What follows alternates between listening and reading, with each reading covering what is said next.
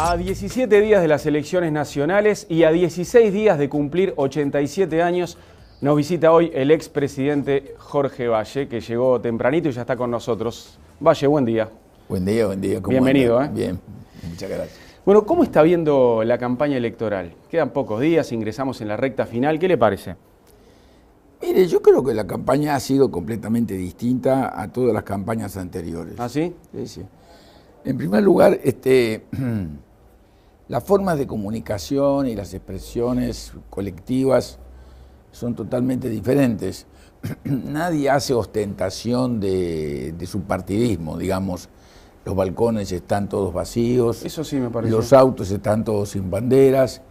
Entonces, ¿por dónde se realiza la campaña? ¿Es que la gente se desinteresó de la política en el Uruguay? No, lo que pasa es que en el Uruguay está pasando lo que pasa en el resto del planeta. A veces pasa un poco más atrasado, pero pasa lo mismo. Son los aparatitos tecnológicos los que hacen campaña. O sea, la gente se comunica por el Twitter, se comunica por el Facebook. Son las formas nuevas de comunicación que tienen las sociedades para todas las cosas, absolutamente para todas las cosas. Las que por otra parte engañan muchísimo a los que toman datos de cómo la gente va a votar. Porque para no hacer, digamos, alusiones a los que toman datos acá, alcanza con mirarlo de Brasil, en donde las organizaciones, inclusive cuando exhiben sus datos, dicen que tienen un error de entre el 2 y el 3% como cosa máxima. Y fíjese lo que pasó no solamente en todo el Brasil, sino en cada uno de los estados. 24 horas antes de la elección daban a Dilma con un 40 y pico largo por ciento, daban a Aécio que no llegaba al 20%, 19, 20%, y a Marina con el 21%. Marina sí, terminó con el 21%, y Aécio terminó con el 34%. Y esa cosa que es una deformación absoluta de los análisis de las encuestadoras, se repite. Por ejemplo, en Rio Grande do Sul, la persona que aparecía con la mayor cantidad de votos que iba a pasar a la segunda vuelta era una señora candidato de uno de los partidos. El segundo era Tarso Genro, del partido, digamos, de Dilma y de Lula, y el tercero era el doctor Sartori, que apoya a Aécio. Llega la elección, los datos estaban así hasta el día antes de la elección. ¿Cuál fue el resultado? Primero, Sartori, pero con 43%. Habían casi 20 puntos de diferencia entre la estimación previa y el resultado final. ¿Usted dice que acá en Uruguay puede haber un impacto también el 26 de octubre? Yo creo que hoy por hoy la gente se comunica mucho más por el Twitter, mucho más por el Facebook, que lo que le posibilitan a las encuestadoras tomar noticia de lo que está pasando. Ya lo vimos en las primarias, ¿no es verdad? Sí. O sea, yo creo que acá hay menos margen de error. Hay menos margen de error. Pero que siempre hay algún error importante, lo hay. Se encontraron el otro día en Melo la calle Pou y Tabaré Vázquez, los dos candidatos con más posibilidades, y la calle Pou le pidió para tener una parte, un diálogo mano a mano muy cortito, y le recriminó lo de las pompitas de jabón. ¿Le parece que estuvo bien la calle Pou en hacer eso? Mire, yo no sé qué fue lo que le recriminó las pompitas, porque no sigo el negocio. Lo que digo sí que estuvo bien en hablar con él. A eso me pareció que lo hizo y lo hizo bien. Y creo que al hacerlo bien, ganó un punto ante la opinión pública. ¿Ah, sí? Ah, sí, yo creo que sí. Yo lo hizo bien porque es un hombre joven. Pero el tema es lo que le dice después. Habló con él, pero ¿aprovechó bien el tiempo? Lo que le dice es una cosa entre los dos. Pero se supo. Se habrá sabido, pero es una cosa entre los dos. O sea, vamos a no hacer inferencias de cosas que realmente usted ve el mérito no en el conocemos. encuentro, en provocar el encuentro. Ah, sí. Yo creo que estuvo bien. Estoy de acuerdo. Igual Vázquez lo fue a saludar, ¿no? Hizo. Es el que lo fue a Y saludar. me parece bien, estoy de acuerdo con lo que hizo. Hablar cuando se encuentran me parece bien. ¿Y cómo explica el fenómeno la calle Pou? Ese crecimiento que ha tenido, su campaña por la positiva. Vea, cada uno tiene su explicación, ¿vio? Cada uno tiene su explicación. Y la explicación mía es una explicación en donde En realidad me da la impresión a mí de que cuando la calle se lanza, la elección difícil era notoriamente en el Partido Nacional. Entonces mucha gente salió a votar no a favor de la calle. Mucha gente salió a votar contra Larrañaga. ¿Blancos o de afuera? De todos lados. De todos lados. Mire, yo tuve una elección interna, que fue la difícil, entre Hierro y yo. Las encuestas lo daban a Hierro ganador, pero por muchos votos. Y gané yo. Sí. Que en aquella época, en el 99, también se comentó que hubo voto extrapartidario. Es muy posible. Es muy posible que haya sido así. Y le voy a decir por qué es muy posible que haya sido así. Porque cuando se fue la elección de los candidatos a diputados de la 15 por un lado y del Foro por otro, ganó el Foro, que tenía mejor estructura que la lista 15. La lista 15 tenía un voto de opinión, pero no un voto de estructura. Por tanto, hoy por hoy, desde hace ya algunos años, las cosas de la votación son distintas al pasado, absolutamente distintas. ¿Cree que el Partido Colorado se recuperó del todo después de la brutal caída en las elecciones de 2004? Mire, yo creo que las elecciones del 2004 son iguales que las del 2009, iguales que las de 2014, son todas iguales. Y si no, le voy a dar una prueba de 9 muy fácil y muy sencilla. En el 2004 el Partido Colorado tuvo la mayoría en el departamento de Rivera. ¿Y por qué tuvo la mayoría en el departamento de Rivera? Porque en lo departamental, cuando más lejos está de Montevideo, más independiente es el electorado para decidir el destino de su departamento. Entonces, ¿qué fue lo que pasó en el 2004? En la elección del 2004, cuando Stirling sale de candidato, es un candidato que tiene un buen perfil. Era el ministro del Interior que tenía el mejor perfil de todos los ministros del Interior después de él. Sin embargo, la gente sintió que la candidatura de Larrañaga era la que estaba más pronta o mejor preparada o con más fuerza para enfrentar al candidato del Frente Amplio. No, pero el Partido Colorado estaba en una época difícil, ¿no? Venía de la crisis. Igual. Fue la peor elección del Partido Colorado. Absolutamente, pero igual, si usted mira los números, con los que arrancó Stirling y con los que terminó Stirling, en ese proceso electoral hay una disminución significativa. Lo cual significa con toda claridad de que la gente todavía no ha entendido que acá hay dos vueltas. Y la gente toma la decisión del voto final en la primera vuelta. La gente no ha entendido que cuando usted vota en la primera vuelta, lo que está habilitando es quién pasa a la segunda vuelta y está votando diputados y está votando senadores. La gente entonces dice, no, yo en la primera vuelta voto a fulano porque fulano me parece que es el que le va a ganar más a otro. Y por tanto, entre los dos partidos tradicionales, blanco y colorado, hay ese tema de baja o suba, que fue lo que me pasó a mí. Yo le gané al Partido Nacional. Y ahí seguramente alguna gente que me votó antes para la primaria siguió adentro del Partido Colorado y le hizo daño al Partido Nacional. Porque todavía los ciudadanos del Uruguay no han advertido plenamente que acá, en la primera vuelta, usted permite que el presidente pase a la segunda, pero fundamentalmente le da a los partidos la representación legislativa que necesitan. Entonces, si yo no hubiera tenido aquellos votos blancos, que eran el 20 y pico %, yo no hubiera sido presidente. Y tampoco hubiera tenido mayoría para gobernar, que me la dio el Partido Nacional. Y por eso hubo 5 ministros del Partido Nacional en el gobierno que yo presidí. Y acá, si los colorados no le damos la mayoría para gobernar al Partido Nacional, si este pasa a la segunda vuelta, el Partido Nacional solo tampoco tiene mayoría. Bien, le voy a preguntar ahora justo eso, de la actitud del Partido Colorado en la segunda vuelta, pero antes quiero preguntarle sobre el actual candidato y sobre este Partido Colorado. Pasaron 10 años de una elección histórica para los colorados por lo baja que fue la de 2004. Crecieron los colorados un poco, pero bueno, según las encuestas van a salir terceros con distancia. ¿Por qué? Bueno, en primer lugar, se van a salir terceros, es posible, pero con distancia es menos posible. Yo creo que la opinión pública advierte que hoy por hoy el candidato que más claramente dice las cosas que el país tiene que hacer, que lo dice con fuerza, con conocimiento y con claridad, es sin ninguna duda Pedro Bordaberry. Hasta ahora las posiciones manejadas por Pedro han sido sin ninguna duda muy correctas y me parece que es una opinión general.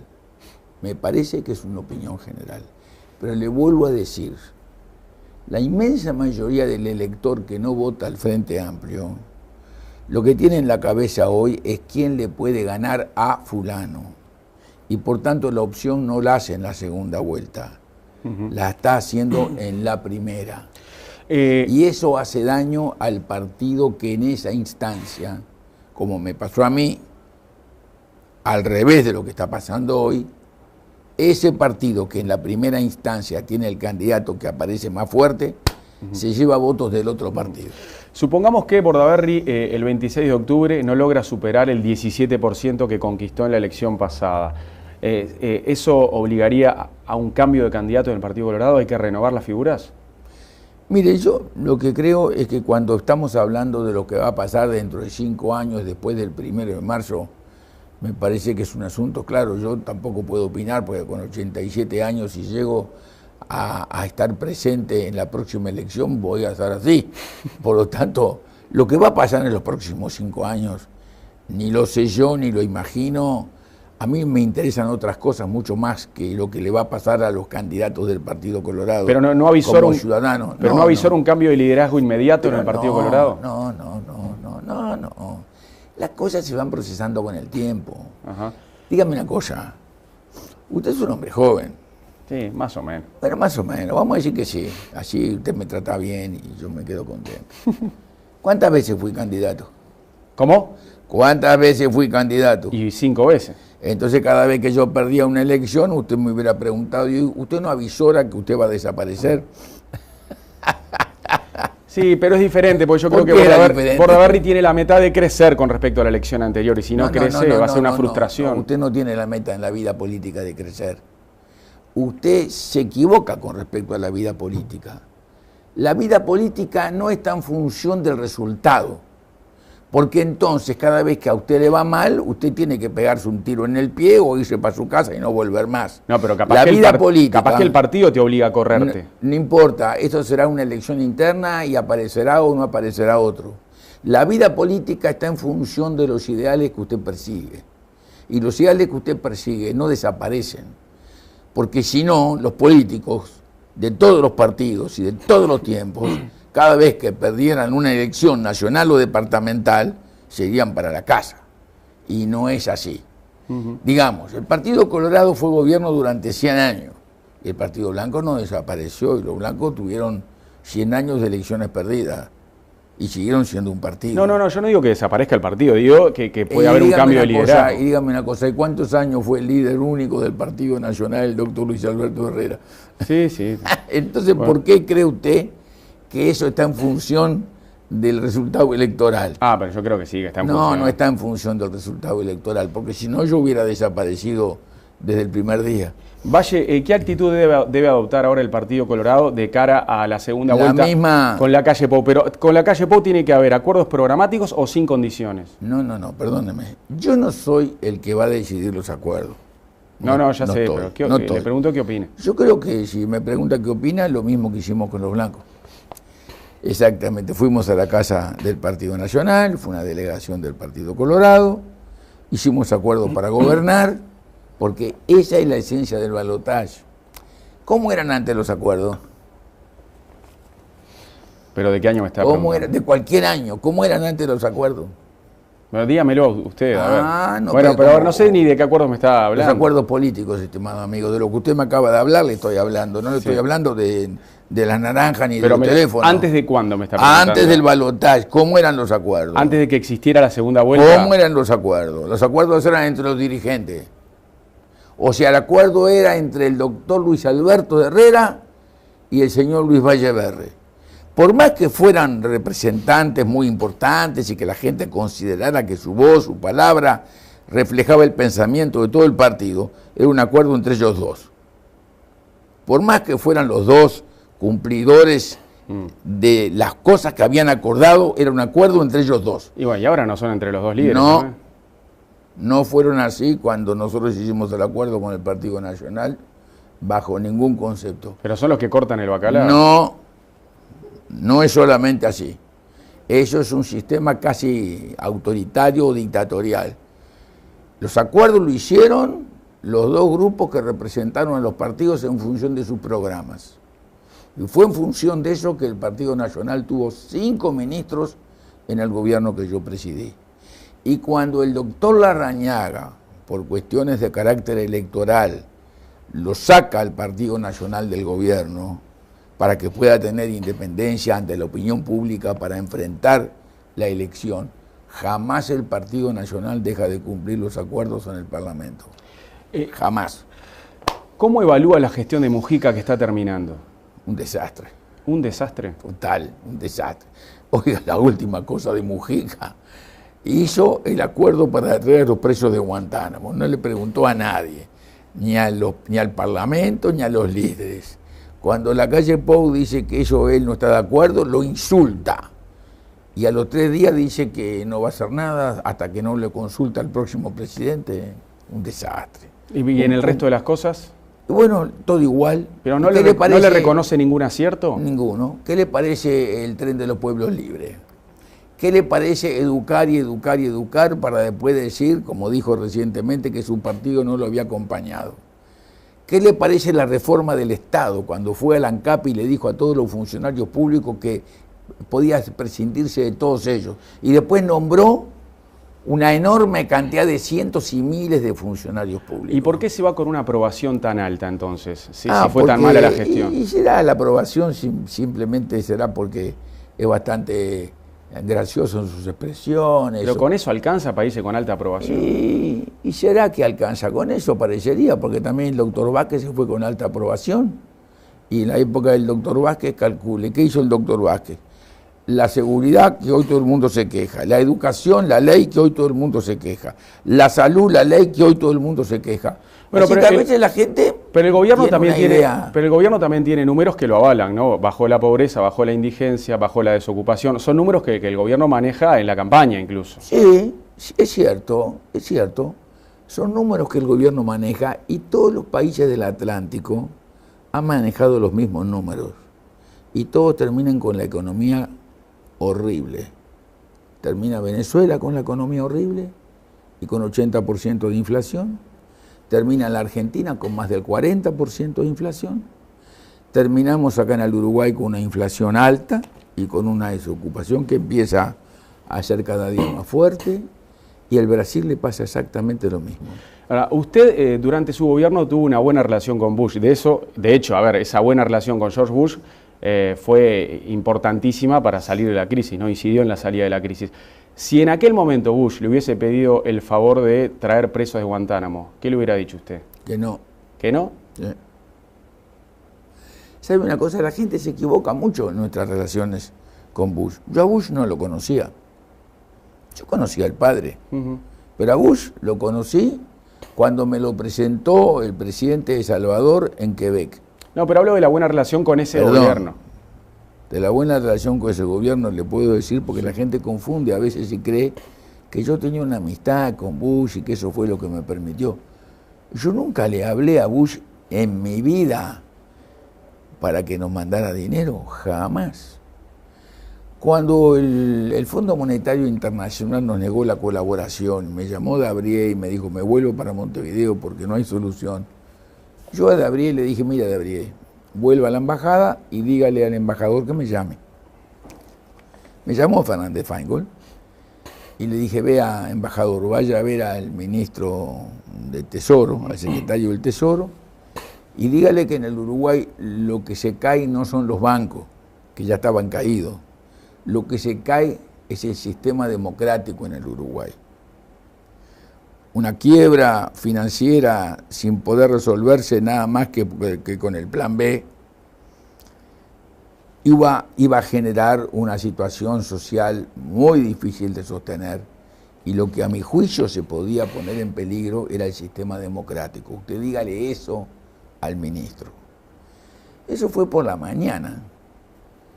Y me quedé en casa con mi señora, con un amigo, almorzando primero, hasta que a las 8:30, 9 de la noche, sonó el teléfono.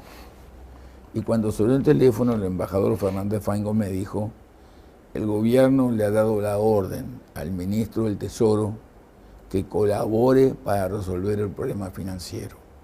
Nunca hablé con Bush, ni yo, ni mi hermano, que ni lo conoce, ni sabe. Pero más allá de hablar o no hablar, usted no habló, está claro que no habló, pero la relación con el gobierno era buena, de hecho por eso llegó ese préstamo. Ahora, ¿usted se imagina en ese contexto?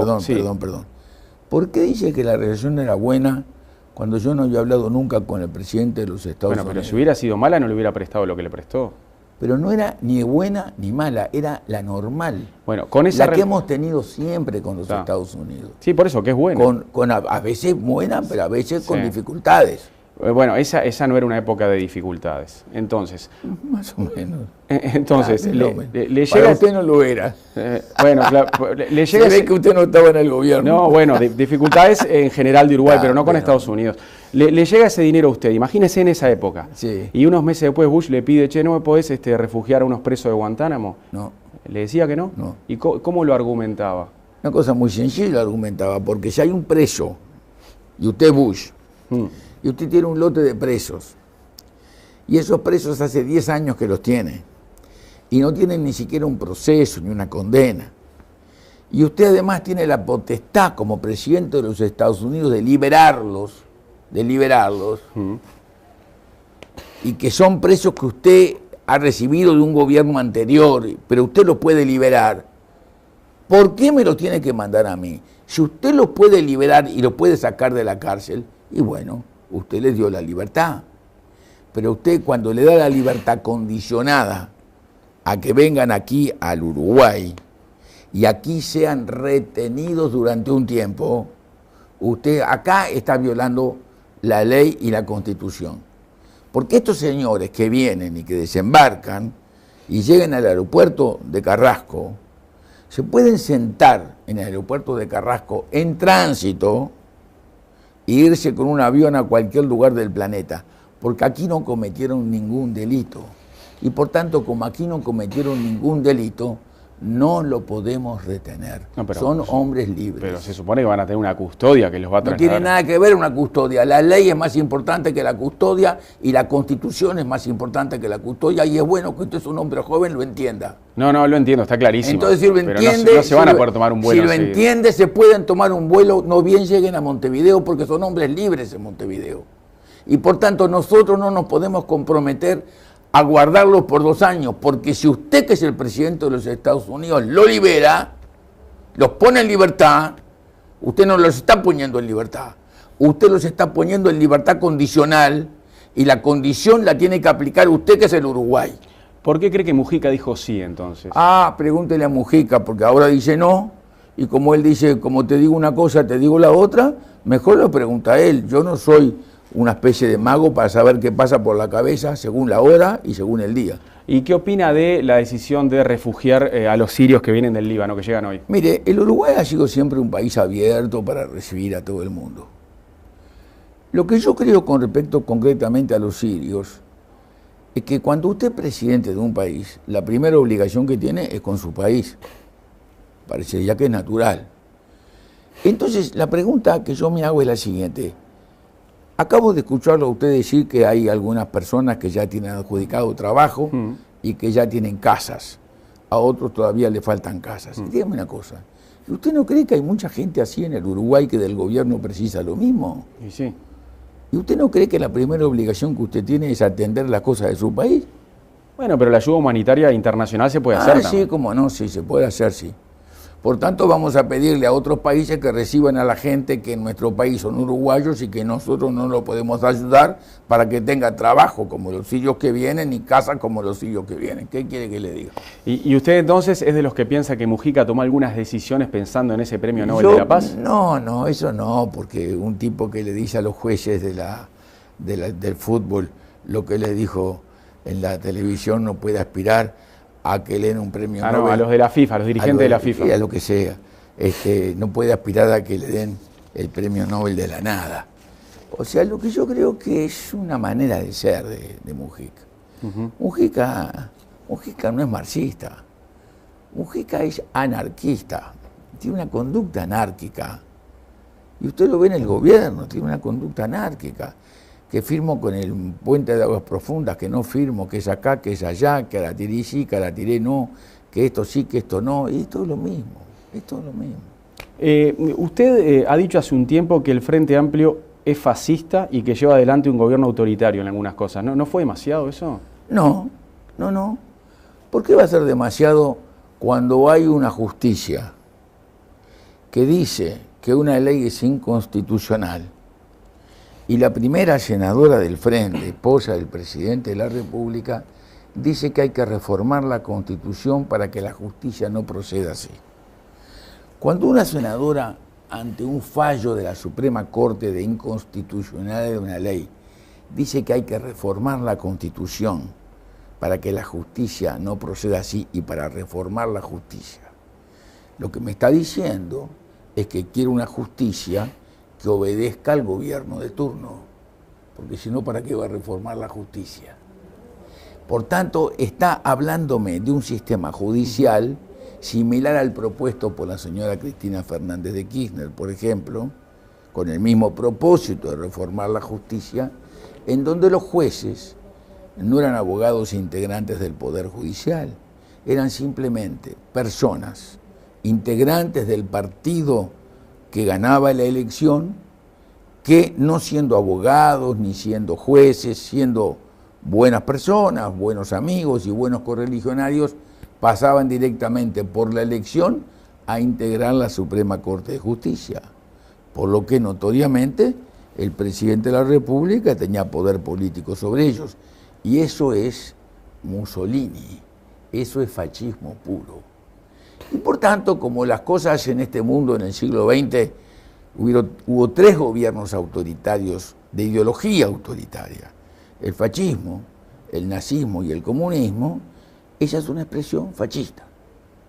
Suena un poco fuerte, ¿no? No, suena la interpretación natural y lógica de los procedimientos anunciados por la senadora del partido de gobierno, que ante un fallo que no le gusta de la Suprema Corte de Justicia, anuncia lo que corresponde a reformar la Constitución y reformar la justicia. Si la declaración de la senadora no es un poco fuerte como la mía, es escandalosa, por tanto es fascista. Los otros días en su muro de Facebook usted publicó lo que considera la verdadera historia de la política energética del Frente Amplio. Sí. ¿Qué lo llevó a poner eso? Lo llevó a poner, es una cosa que voy a seguir haciendo, hoy hago otra y el lunes voy a hacer otra. Es una carta que le hizo el director de Energía en Búsqueda a un asesor económico del gobierno de la calle Pou, del futuro gobierno de la calle Pou, en donde este señor dice que el gobierno que yo presidí no hizo absolutamente nada por la energía. Y yo le quiero mostrar su error, su desconocimiento. Quien no hizo absolutamente nada por la energía fue el doctor Vázquez en los 5 años. Nada. La única cosa que hizo fue la compra de la General Electric de los motores de 50 vatios aeroderivativos, que son como las turbinas de los aviones a reacción, que se usan para los momentos del pico de la energía, porque son motores que usted lo puede prender y apagar igual que la luz. Y por eso, como no tenían gasoil adecuado, de la calidad que esos motores necesitan, ni el agua adecuada, 2 de esos motores se rompieron y se perdieron inclusive las garantías. Es más, la UTE tuvo que construir por primera vez en la historia un mecanismo que lo construyó una de las empresas de construcción más importantes del Uruguay, para tomar agua del Río de la Plata y darle la calidad necesaria, con filtros y con demás elementos técnicos, para poder utilizarla en esos motores, porque se estaba utilizando el agua del Raigón y eso no funcionó.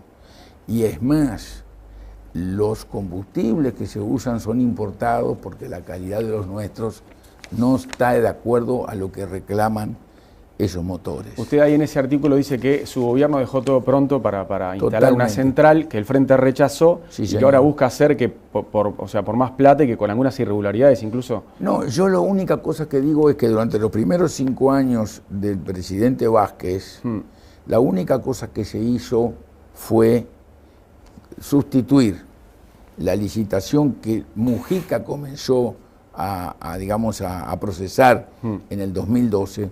Desde el 2005 al 2012, en esos 7 años, en todo el gobierno del doctor Vázquez, no se planteó para nada la construcción de una central de ciclo combinado que estaba acordada y que nosotros no la adjudicamos, porque nos pareció que en un gobierno que se retira hay que dejarle al próximo gobierno, digamos, la potestad de hacerlo.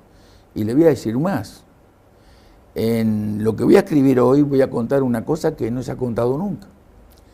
A los efectos de que el nuevo gobierno tuviera conocimiento pleno de cómo era la función que estábamos desarrollando en materia energética, se hizo una reunión de 2 días en el Hotel Las Dunas, en Punta del Este, en el verano, entre el 14 y el 15, entre el 4 y el 5. A esa reunión asistieron del gobierno que yo presidía el ministro Villar, el presidente de la UTE Scaglia, el ingeniero Bermúdez. De parte del gobierno que llegaba, el ministro Lepra, el ingeniero Ponce León y la persona que era presidente de la UTE, el ingeniero Rajewski o Rajewski, una cosa así, nombre, a veces los nombres, estoy con el alemán encima.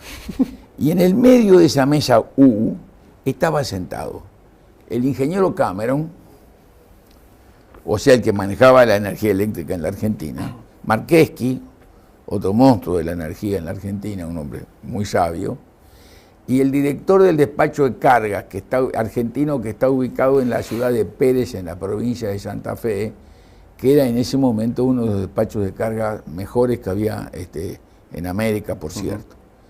Se transfirieron todos los datos para demostrarle cómo habíamos acordado con detalle la transferencia de energía eléctrica a Brasil, Argentina, Uruguay, para resolver los problemas de los picos en donde al Uruguay le faltaba energía hasta que no pudiera ser un ciclo combinado a gas. Para eso habíamos negociado, antes de construir el caño de gas debajo del río de la Plata, un contrato con la República Argentina de 15 años en donde la Argentina estaba obligada a darnos gas o a pagarnos la diferencia entre el costo del ciclo combinado a gasoil y el costo del gas, en el caso que no tuviera gas. Ninguna de esas cosas se mantuvieron porque la primera cosa que se hizo fue decir no, la licitación no. Y no solamente no la hicieron, esa podían haber hecho otra, sino que recién el gobierno del presidente Mujica, en el 2012, comienza el proceso licitatorio. Para ese proceso licitatorio hicieron el contrato en el 2013, el 13 de mayo del 2013, con la firma que le va a dar la regasificadora. Y desecharon la posibilidad, que también nuestro gobierno había comenzado, de sacar el gas que existe en Bolivia para darnos a nosotros el suministro que la Argentina, por su política económica, había destruido a su propio país, porque había subsidiado el precio del gas en la Argentina de tal forma que a nadie que no tiene un recurso renovable, lo saca el gas y lo vende y no lo puede reemplazar, se le ocurrió, con esos precios falsos, seguir poniendo plata para sacar más gas. Por tanto, la Argentina se quedó sin gas, ni para la producción propia ni para la exportación. Y tuvo que hacer un acuerdo con Qatar a 15 años de plazo para poder importar gas líquido. ¿Y sabe cuántos barcos la Argentina recibe en 2 estaciones de gas líquido a gas? 81. Y tiene 2 estaciones, una en Bahía Blanca y otra en Escobar. ¿Y sabe una cosa más? En el gobierno del doctor Vázquez se firmó en Montevideo un acuerdo entre el ministro Lepra y el ministro De Vido para hacer en común una estación regasificadora. Nunca se hizo nada. ¿Y sabe una cosa más? Hoy, si usted se asoma en Punta del Este, a la costa, va a ver unas luces. Son barcos regasificadores. Hay 8 barcos regasificadores que no pueden llegar a la Argentina porque la Argentina no tiene plata para pagarles el gas que transportan. Esa es la situación que hay en el Uruguay y en la región. Doctor, uno de los puntos en los que el Frente Amplio está basando su campaña es decirle a la gente, si no ganamos nosotros, podemos volver a lo que pasó en el año 2002. Es como le dicen a la gente, vamos a seguir en esta, porque si no podemos volver a la crisis de 2002, a lo que pasó, a ese desastre. ¿Qué tiene para decir usted? Yo tengo una cosa muy sencilla. El ministro Astori fue el que más apoyó el proceso por el cual nosotros resolvimos las cuestiones bancarias que sucedieron en el Uruguay en función de la crisis habida en los bancos argentinos. Y el gobierno actualmente dice que el país está blindado. El gobierno dice que estas cosas no van a volver a pasar porque el país está blindado. Entonces yo le quiero decir a todos los que me escuchan 2 cosas. La primera, no hay más bancos argentinos en el Uruguay. En el año 2002, la crisis le cayó a los bancos de capital argentino, o que tenían conexiones financieras con la Argentina que no podían soportar por la situación argentina. El primero fue el comercial, que era propiedad de los mismos banqueros americanos y de los hermanos Rom, al igual que el Banco General de Negocios de la República Argentina, que fue el primero que tuvo los problemas graves que lo terminaron fundiendo. Una de las cosas que hizo el Banco de la República Argentina con respecto al Banco Comercial fue pedirle al Banco Comercial, que eran los mismos directores, que le mandaran los títulos, y cuando tuvieron los títulos los vendieron en la Argentina y lo vaciaron al Banco Comercial. La otra situación similar fue la del Banco de Montevideo, que estaba vinculado a Disco en la Argentina y al Banco Velox en la Argentina. Los demás bancos extranjeros del Uruguay, el Boston, el Citi, el Lloyds, todos los demás, no les pasó nada. Al revés, la gente sacaba la plata de esos bancos y la llevaba a los bancos extranjeros. Por tanto, nosotros no tenemos bancos argentinos en el Uruguay. Es más, el Banco de Galicia, que era un banco de segundo piso, el excelente director sindical fallecido de AEBU, Ramos, organizó con el gobierno, conmigo, una huelga para darle tiempo al Banco de Galicia que trajera la plata que tenía en Nueva York para pagarle a todo el mundo. Y Remes Lesnikov, que era el ministro de Economía argentino, no le permitió al Banco de Galicia hacer eso, y por eso el Banco de Galicia también quebró. Esa situación bancaria no se da más en el Uruguay, porque no hay más esos bancos que eran bancos argentinos ubicados en el Uruguay que dependían de la situación argentina. Acá los bancos son todos bancos internacionales, bancos europeos, bancos o Itaú o bancos americanos. El problema del próximo gobierno está en otro lugar. ¿Dónde está? Está en el déficit. Está en la deuda. O sea, el lunes pasado, vuestro colega, el diario El País, el señor exministro Alfi, hizo un análisis muy preciso de la situación de la deuda soberana del Uruguay, que está ubicada en un porcentaje muy alto. O sea, cuando nosotros tuvimos la crisis, en el último año de la crisis, cuando dimos, digamos, el balance general, el país tenía 1.3 de déficit sobre el producto. Este gobierno tiene 3.5 de déficit sobre el producto. Bajando los precios de las materias primas como están bajando y como van a seguir bajando, porque los precios de las materias primas se comparan y se compadecen con el petróleo. Y como a partir del 2016, el 2017, los Estados Unidos van a producir más gas y más petróleo que Arabia Saudita, y van a dejar de ser los grandes importadores, y están exportando ya gas los Estados Unidos.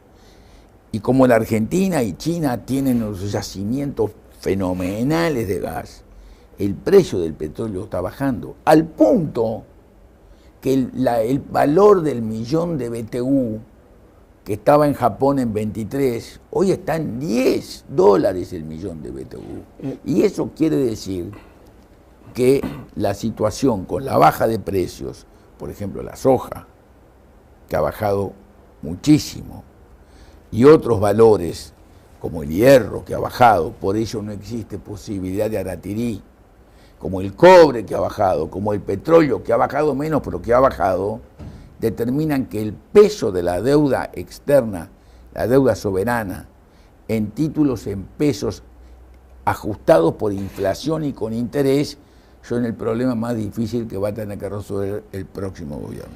Mirado a la distancia, ¿cuál cree que fue su principal error en aquel momento y cuál fue su mayor acierto? Mire, yo creo que yo voy a hacer un relato de lo que me pasó. En el primer trimestre el gobierno venía bien, venía creciendo, y entonces yo fui a Quebec. Fui con Operti, con una delegación. Y ahí en Quebec yo dije alguna cosa fuerte a favor del acuerdo de libre comercio desde Alaska hasta Tierra del Fuego. Una cosa fuerte que no le causó mucha gracia a Chávez, cuando yo dije que el único que estaba sentado allí, pero que ya era miembro de esa negociación, era Venezuela, era Chávez, porque él tenía varias refinerías que trabajaban en los Estados Unidos y tenía una empresa llamada Citgo, que precisamente ahora Venezuela dice que la quiere vender, que tenía no menos de 18.000 estaciones, era una de las más importantes empresas refinadoras y distribuidoras de combustibles. Y que lo que el Uruguay quería era saber si, haciendo el acuerdo, al Uruguay Venezuela le permitía poner en cada estación de combustible de Venezuela un lugar para vender carne uruguaya. Porque estábamos ante un país que era el único de los que estaban sentados allí que ya estaba instalado en el mercado americano. Ante ese hecho, y al final de la reunión, las personas que estaban acompañando a Bush se acercan al canciller Operti y le dice que nos invita a que vayamos a visitarlo. Fuimos primero a Toronto y después fuimos a los Estados Unidos. Y cuando estábamos en la embajada de los Estados Unidos, sonó el teléfono en la embajada. Y con esa manía que tengo yo de atender todos los teléfonos, agarré el teléfono y era el jefe de veterinaria del Ministerio de Ganadería y Agricultura, que cuando me reconoce a la voz me dice: llegó aftosa de Brasil. Unos chanchitos que habían pasado la frontera en una colonia próxima a la ciudad de Artigas y que mostraron aftosa. Subimos al auto para ir a ver a Bush a la Salón Oval, aceptando la invitación que nos había hecho, y yo le dije a Operti: se terminó el gobierno. Porque con la aftosa comenzábamos un proceso del cual salimos recién en el 2003. Y ya teníamos conciencia, por otra parte, de la situación difícil que estaba pasando la Argentina. Que las cosas en el mundo de la política no son tan simples. Pero más allá de esos hechos fortuitos muy conocidos que usted relata. Fortuitos, mongo. Sí, de mucha mala suerte. ¿Reconoce algún error que haya cometido usted en la gestión? Seguramente hemos de haber cometido muchos errores, por cierto. Pero nuestro gobierno fue un gobierno que se tuvo que manejar en todo su proceso, desde el 2000 en adelante, en medio de una crisis de la cual salimos recién en las postrimerías del 2003. ¿Y el acierto cuál fue? Bueno, el acierto fue, en primer lugar, haber podido salir de la deuda sin ningún problema, dejarle al próximo gobierno una situación financiera que no lo obligó a hacer ajuste, ni a devaluar, ni a hacer absolutamente nada. O sea, desde el punto de vista financiero, el gobierno recibió la cosa de una forma fantástica, que le permitió, por otra parte, bueno, utilizar con éxito los recursos que el mundo le daba, en un mundo en donde los precios de las materias primas llegaron a niveles históricos, el dólar tenía 0 de interés y por tanto lo que usted vendía era carísimo y lo que usted compraba era mucho más barato. Ese esquema financiero es básico para cualquier gobierno. En medio de toda esa dramática situación, conseguimos una cosa para el campo que yo se la pedí a Bush. Le dije, él me dijo, ¿qué precisa? Y yo le dije, mire, que cuando dice libre de aftosa sin vacunación, diga libre de aftosa con vacunación. Entonces él se dirigió a Condoleezza Rice, a mí Bush me recibía con todos los ministros, que estaba sentada después de Colin Powell, en español, y se ve que le decía a menudo lo mismo en español, le dijo, señorita Arroz, Condoleezza Rice, señorita Arroz, do that for my friend, haga esto para mi amigo. Y cuando nos cambia en el 2003 la condición de libre de aftosa con vacunación, cambia la industria frigorífica. Ahí está reconociendo la buena relación con Bush, que le decía amigo. Sí, pero me decía amigo como le dice seguramente a todos los demás que lo van a ver. ¿Qué quiere que diga enemigo? ¿Qué le vaya a decir? Valle, yo no le digo. Y la otra cosa que hicimos, sí, en medio de ese terrible dificultad económica, hicimos que funcionara la estupenda ley que había conseguido aprobar el doctor Luis Alberto Lacalle con respecto al puerto, que no se había podido poner en operaciones, y la hicimos con un remate público en la Bolsa de Comercio.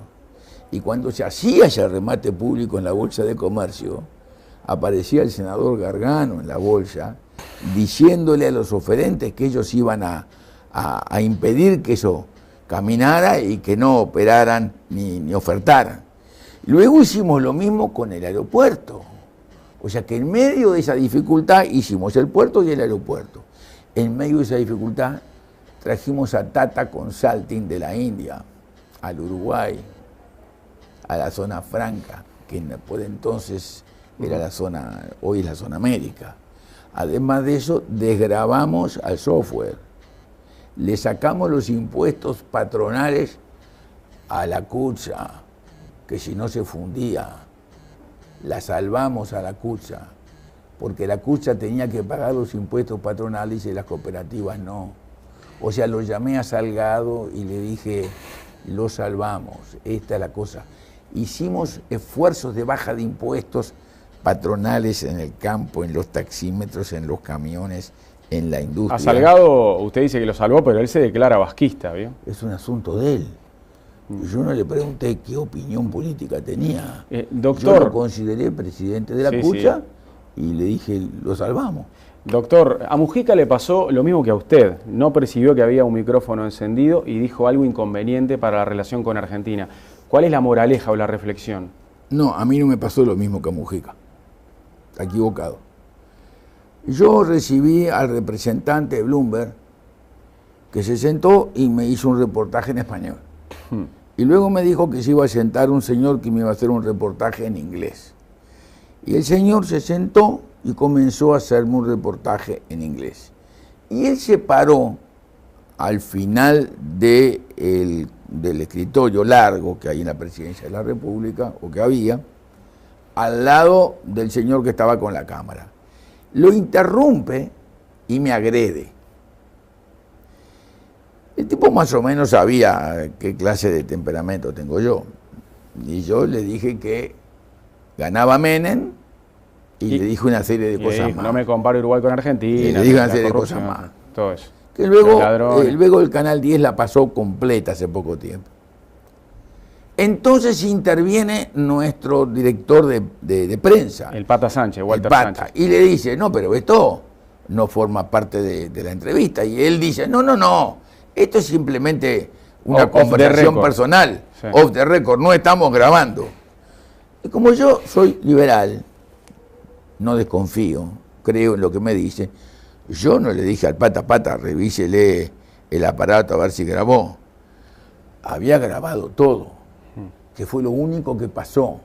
La entrevista en español no la pasó nunca.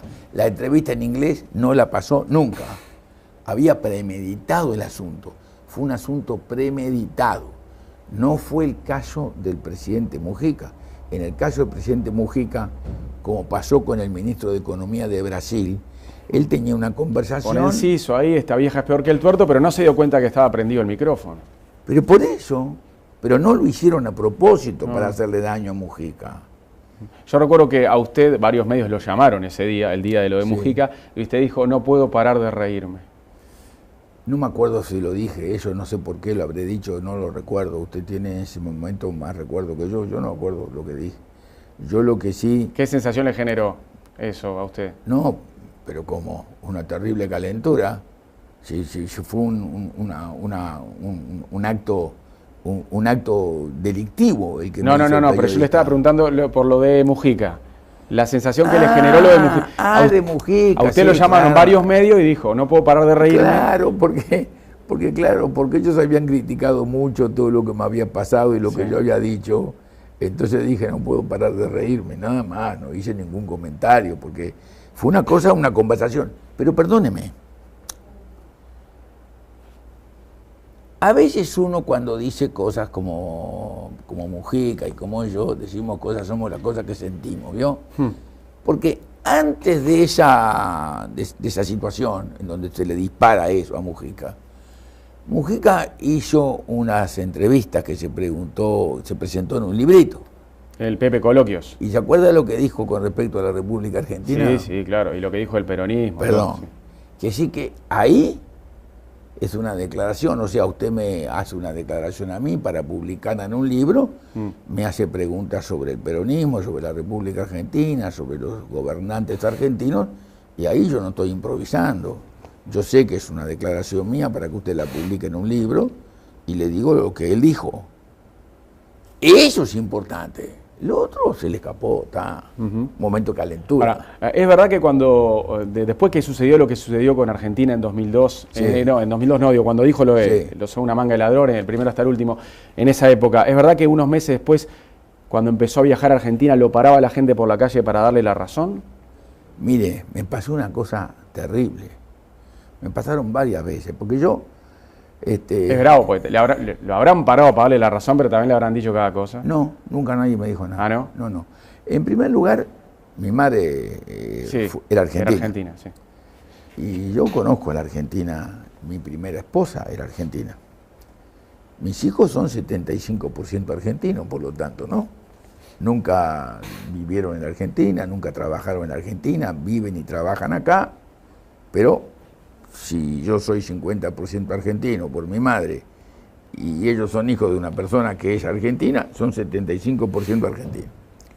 Conozco a la Argentina, la conozco muy bien, pero conozco la Argentina desde hace muchos años. Yo fui a la escuela primaria en la República Argentina cuando mi padre estaba deportado. El día que se hizo el homenaje a San Martín y de la Rúa me invita a que vaya con él al estrado y tocan el himno y yo lo canto. Me dice, ¿cómo cantas el himno? Pero si yo vine a la escuela primaria la escuela acá, Argentina. Ahora, ¿sabe una cosa? Yo soy hincha de Boca antes de ser hincha de Nacional, porque me hice hincha de Boca en la Argentina. Me iba a contar lo de lo que le decía la gente después del episodio ese de Bloomberg. Entonces quiero decirle que conozco bien la Argentina, y la conozco muy bien, y la conozco políticamente muy bien, mucho más que bien. Mucho más que bien. Fui 2 veces. Una vez fui con un amigo a la República Argentina a un remate de caballos en el Tatarsal de Palermo. Y como llegamos temprano en el buquebús, fuimos a tomar un café digamos, a la Avenida Libertadores, ahí cerca de Palermo. Y el café era un café de esos cafés donde va toda la gente de ese barrio. Y la gente se empezó a acercar a la mesa y a pararse y a venir a saludarme. Pero fue brutal. Y yo me sentí muy incómodo, muy incómodo. Porque, bueno, me daban la razón, pero me sentí incómodo. Pero la segunda vez fue mucho peor, porque la segunda vez fui a llevar a una persona que quiero mucho, que estimo mucho, a que viera un médico en la Argentina, porque tenía un problema, un hombre joven que tenía un problema médico serio, y yo tenía conocimiento por los caballos de un gran médico argentino. Y lo llevé. Hicieron una pequeña intervención, le resolvieron la cosa y nos dijeron, bueno, usted ahora no vaya para Montevideo mañana, usted lo que tiene que hacer es salir a caminar de vuelta a la manzana. Salimos a caminar en la calle Cabellos, dimos vuelta a la manzana y cuando dábamos vuelta a la manzana por la calle República de la India y frente al zoológico, había un muchacho descargando Coca-Cola. Me para y me dice, ¿usted fue el presidente del Uruguay? Digo, sí. Yo digo, bueno, acá este jovencito que levanta cajones de Coca-Cola me da una paliza, el otro conmigo estaba blindado, no podía ni moverse, estaba todo así. Dije, bueno, el tipo se paró y me dijo, ¿sabe una cosa? Me dolió mucho, pero usted tiene toda la razón. Entonces, seguimos, y yo le digo a Gustavo, que me acompañaba, che, Gustavo, le digo, vamos a terminar esta manzana y nos vamos para Montevideo. No sea cosa que en la próxima vuelta a manzana nos encontremos uno que opine en contra. Un día estaba en la cola en Barajas, en el aeropuerto de Barajas de España. Veníamos, no sé si creo que veníamos de Finlandia, a donde fui mucho después de haber dejado la presidencia. Y había delante de mí un muchacho joven. Se da vuelta y me dice, ¿usted fue el presidente del Uruguay? Sí, señor. Mire, yo soy argentino. Es duro usted, pero tiene toda la razón del mundo. O sea que todas las experiencias que he tenido en la Argentina son contrariamente a lo que uno puede suponer positivas. Y eso me duele. Me duele porque, vea, si usted me pregunta a mí, ¿cuál cree usted que en todos estos países del área atlántica de América, que son todos un desastre como van, cuál es el país que puede crecer más fuerte y más rápidamente, con mayor inversión externa? Es sin ninguna duda la Argentina. ¿Qué actividad está teniendo hoy más allá de escribir en su muro de Facebook, donde ahí sigue despuntando el vicio de opinar? ¿Tiene alguna reunión con militantes de la 15 para aconsejarlos? No es un vicio eso de opinar, ¿eh? Bueno, es... No, pero no sea malo, no es un vicio. Pero es un vicio sano. Está fenómeno. Es como el vicio del periodismo. Acláremelo entonces. Sí. No, mire, yo circulo por todo el país. O sea, por ejemplo, ayer estuvimos con Julio en esa reunión en el municipio, comentando con Maytegui y Gorrila el libro de Julio sobre Luis Valleverres. Yo había llegado de Río Branco. Yo había estado en Río Branco la noche anterior, el día anterior, haciendo reuniones y conferencias, televisión y conferencias. Había llegado el día anterior de Maldonado. Tengo que ir a los departamentos, a todos los departamentos. Tengo un acuerdo para ir a Minas, a José Pedro Varela y a 33 con el joven candidato a diputado de la lista 15 en 33, que es Zuloaga, que tiene 28 años. Se está moviendo entonces, está haciendo Tengo campaña. Que ir a, sí, es claro que me estoy moviendo. Tengo que ir a Maldonado porque yo trabajé mucho en Maldonado con el INGER, que es la lista 100. O sea, las listas no son todas 15, según los departamentos. En Florida tengo que ir el 18 a Casupá y a Fray Marcos, con Amaro, que es la lista 22. Tengo que ir con Eduardo Elinger, que para mí es el mejor candidato a diputado del Partido Colorado, que es la lista 100 en Maldonado. O sea, lo hago permanentemente en todos lados. Ahora, usted que es tan ballista y tan de la 15, ¿no se calentó cuando Pedro Bordaberry obvió a ese sector del Partido Colorado para la vicepresidencia y puso a Coutinho? ¿Sabe una cosa que me pasa? Con la edad que tengo, ya no me caliento más. No, mire, yo le voy a decir lo que yo pensé. Y además lo escribí y apareció en la primera página del diario del País. Yo dije que me parecía que frente a un candidato joven como Lacalle Pou, que había unido al partido, había cometido un error Pedro en no haber hecho lo mismo. Punto. Pero también digo, y dije, y lo reitero, digo, eso pasó. El tema nuestro en el Uruguay, para mí, hoy, es que esta línea ideológica que ha gobernado el país en estos últimos 10 años no continúe. Por tanto, mi obligación como ciudadano uruguayo y como integrante del Partido Colorado y de la lista 15 es trabajar a favor del Partido Colorado, apoyando a los candidatos departamentales que yo creo que merecen recibir ese apoyo, porque considero que son candidatos que tienen calidad suficiente para ser diputados nacionales y que tienen además por su edad un perfil que le va a permitir a ellos continuar en el partido. Ahora, ¿se da cuenta que en el balotaje va a terminar votando a un candidato a presidente 45 años más chico que usted? Pero ¿sabe una cosa? Yo fui candidato cuando tenía 39 años. En la primera elección, sí. Esa es la edad que tenía hace poquitos meses el señor Lacalle Pou. Hace 2 años, sí. No, menos. Sí, ahora tiene 41. Bueno, habrá cumplido, yo qué sé. Yo lo que sí sé es que cuando yo le pregunté, che, vas a ser candidato, y él me dijo, bueno, y yo le dije, ¿pero qué edad tenés? Y 39, le digo, pero es la misma que edad tenía yo cuando fui candidato, y tenés que ser candidato. Y todavía le dije, te van a pasar 2 cosas, como me pasaron a mí. La primera, que es la mejor, vas a perder, y la segunda, te van a hacer dirigente del partido del otro sector, que es lo que me pasó a mí. Y él fue candidato, porque lo había decidido, por supuesto, con sus amigos y adentro de su ser, y tuvo una oportunidad de recibir un apoyo que le permitió ganarle al señor senador Larrañaga. ¿Y usted piensa que ahora y va... entonces quiero decirle lo siguiente. Sí.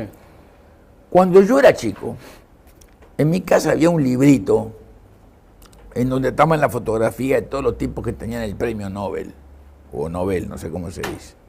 Y usted miraba la fotografía y eran todos unos viejos con unas panzas así, con unas barbas de por acá enormes, con unos relojes que los atravesaban.